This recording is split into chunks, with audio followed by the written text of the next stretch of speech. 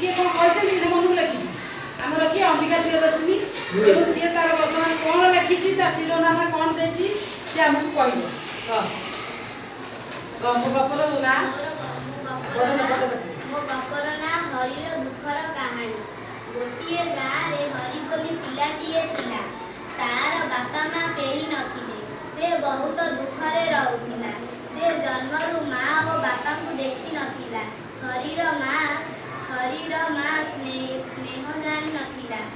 हरि माँ स्नेह जानी नथिला। हरि खाइबा अभाव रे बहुत दुर्बल हो जाइथिला।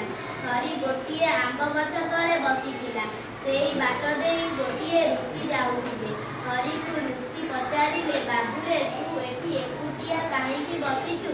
हरि ऋषि को तार दुखर कहानी कहिला।